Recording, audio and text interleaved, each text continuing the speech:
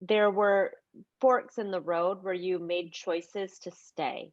And I think that's really important for people to hear because, when you say, "Oh, you've met the love of your life," it's just like bam.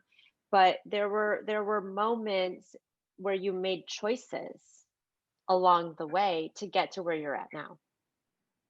And I think I did. Yes, I definitely did make choices. And You mean in this relationship? yes, Yes, to yes, stay yes, in it. Yeah. absolutely. Yeah. I think the reason for that is I finally was taught and finally learned how to love unconditionally. Even Mm. now in this relationship, we kind of have to love unconditionally. Being older, I could, drop dead, and or something, calamity like that could happen, or maybe a change in life would happen, and one would want to go the other way.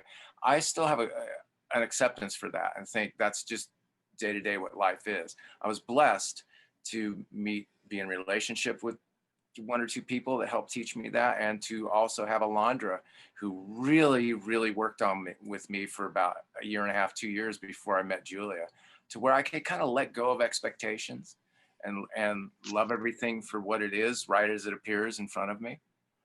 That's why I was able to go, wait a minute, just take a deep breath here. You know, I think this isn't the end of everything. Yeah, and as the other party, if you are busy grappling with all the work that you're doing, and the other twin is quietly, energetically, you don't even have to be verbally placing conditions on things. If that is coming through, that is going to make the other person who's doing all that work at Yeah, that they're gonna point feel safe. feel a tendency, if they're getting that conditionality, I can't be around that. Whereas if someone is just simply unconditionally, Yeah, you're going to feel safe. And yet, do what you unconditionally need to means do. I'm holding the space for her, but that doesn't mean she may want to be still in a relationship with me at the end of all this. I'm okay with that. I love her that much. Paulo Coelho wrote a book called Brita, which is a lot about this, explains this Mm. dynamic in a twin flame Right. relationship. But I was lucky. What's the name of it? Brita, Brita, Brida. Oh, BRIDA. okay. Yeah.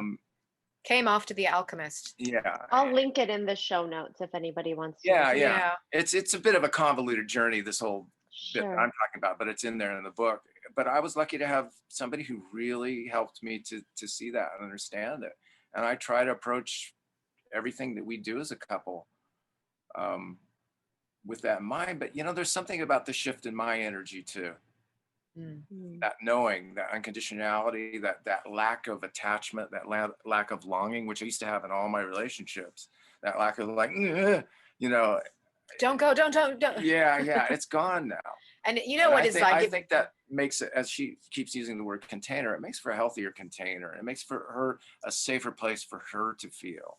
Yeah. And conversely, I do too. When one feels safe, as twin flames, we both do.